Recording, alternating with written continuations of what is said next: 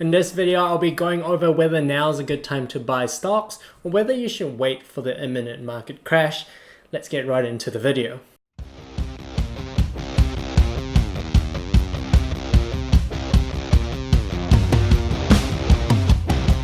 Currently, the stock market is at all-time highs, so if you're new to investing, you might be wondering whether now is a good time to buy stocks. So in this video, I thought I'd share with you my personal opinion on this and the strategy that I'm using to invest in this market. But before we begin, this video is purely for entertainment purposes only. This is not financial advice. Do seek help from an authorized financial advisor if you need to. And before we go into more detail, I'd like to just give you guys a little bit of introduction on where the stock market is, because that is important for us to figure out whether we should buy or wait currently. To give you guys a little bit of background, the S&P 500 has recovered 53% since the 23rd of March 2020. Similarly, the NZX 50 has recovered 46% from the 23rd of March to today. So you might be wondering why the stock market is so high when we have the deepest recession we've had since the Great Depression. Well, there's really two reasons for this. Firstly, it is due to low interest rates. As a result of the Rona, the central banks have lowered interest rates to stimulate the economy. Lowering interest rates pushes asset prices upwards because it reduces the incentive to save and also reduces the cost of borrowing. So for example, a household might decide to buy dividend stocks instead of putting their money in a term deposit because dividend stocks might pay a higher rate of return. Likewise, businesses might borrow more money in order to generate a higher return on their equity. Therefore, lower interest rates boosts up the prices of assets and also contributes to the higher stock prices. Secondly, we have quantitative easing. Quantitative easing, or QE, is a form of unconventional monetary policy in which a central bank purchases longer-term securities from the open market in order to increase the money supply and encourage lending and investment. Quantitative easing essentially increases the money supply, and an increase in money supply will increase the prices of assets, including stocks. The RBNZ nearly doubles its quantitative easing program to 60 billion, as well as reaffirms forward guidance to keep OCR at 0.25%. But specifically, it says it's prepared to reduce the OCR even further as it sees deflation occurring in 2021. And a similar sentiment is echoed in the US market. With the Fed leaving room for maneuver on interest rate policy, the US central bank said that it would not increase interest rates until the economy had reached full employment and inflation had reached 2% and was on track to exceed that target for some time. They have also resolved to keep their interest rates at current levels of close to zero for years to come, reinforcing its dovishness. The central bank was deliberately vague on how it would interpret the new macroeconomic milestone it was setting. Now that we know low interest rates and quantitative easing are here to stay for the short to medium term, then buying stocks today might not necessarily seem like such a bad idea. However, if you're thinking of buying now, then you might be a bit shocked that there might be a double-dip recession forecast to hit New Zealand. So here we have an article saying that a double-dip recession is forecasted to hit New Zealand in 2021, and the next few months is crunch time for the economy, according to Infometrics. If a recession occurs next year, then chances are asset prices might fall, as we've seen in March, and this might lead to the next stock market crash. Furthermore, another article shows that we can expect a dramatic fall in markets if the US election outcome is contested, warns Mark Mobius, who is a veteran investor and founding partner of Mobius Capital Partners. So the US elections have already started with early voting opening last weekend.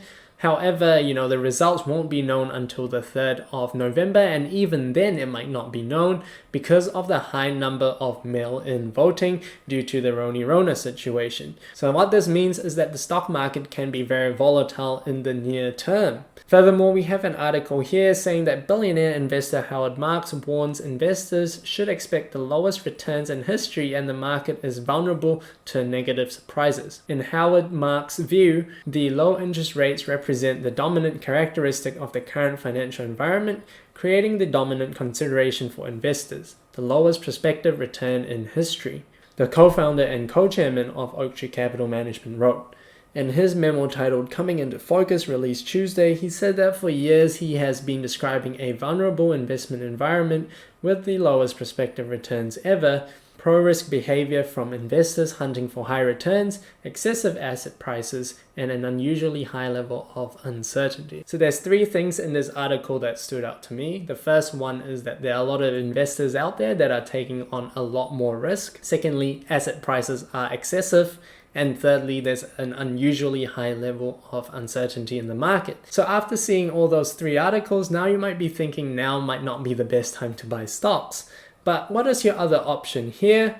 And that is to wait for a crash. Waiting for a crash is synonymous to timing the market, and timing the market doesn't have a good reputation in investing communities for a number of reasons. But namely, this is the chart that shows why timing the market is not a good idea. This is the annualized total returns between 2009 and 2019 for the S&P 500 index. As you can see, the S&P 500 index has returned 17.5%. However, if you were not invested in the top 10 performing days of the S&P 500, your returns dropped to 12.1%. Likewise, if you exclude the top 20 days, your return further drops to 8.6%. So this shows that if you miss the best days, then you really miss out on the market gains. And it's really hard to time the market because stock prices move so quickly, and it's easy to say, buy low, sell high, but most of the time people buy high and sell low. And there's a cognitive bias there on how our minds work, but that's another video. Furthermore, no one knows when the next market crash will happen, so you might be sitting on your cash pile for quite some time before putting it to work in the stock market. And in the meantime, if the stock market goes up, then you're missing on all those gains that everyone else is enjoying. So the worst thing that can happen is that you have a fear of missing out. Seeing that every investor out there is making tons of money, you decide to get in when it's at all-time highs, and subsequently the crash comes. So that is the risk there by trying to time the market. So the two options that I've talked about here currently is buying now, or you're waiting for a crash.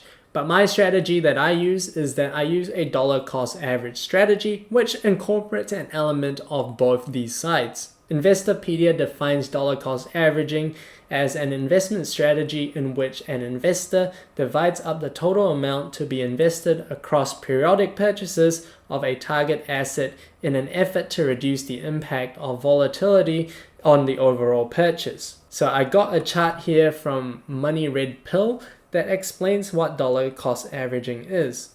So let's say you have $6,000 to invest. You can choose to either invest all at once or invest regularly every month for 6 months.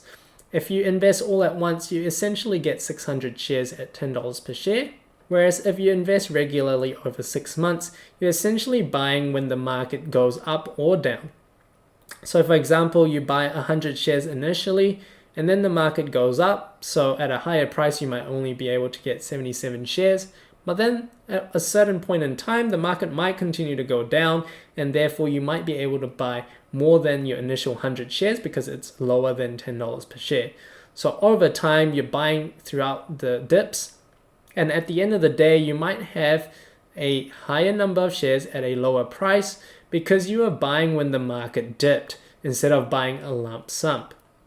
So for the same amount, you may have gotten more shares because it lowers your market risk by averaging the prices out. Now, dollar cost averaging usually works well when the market is going downwards, so it's some form of hedge against market volatility. So this is my personal strategy that I use because I don't like timing the market or buying lump sum into the market because, there's a lot of uncertainty ahead and I don't know what's going to happen. The stock market might crash next year or tomorrow. No one knows. So, I'm not going to try to time the market because I'm not smart enough. So I will consistently buy over time, especially stocks that I am interested in. You can see the top 3 stocks on my watch list up here on the link above. So be sure to check out that video. If you enjoyed today's content, be sure to hit like and subscribe as well. And let me know down in the comment section below what type of strategy that you use to make your investment decisions. And as always, this is not financial advice, and I hope you enjoyed this video. Until next time, take care.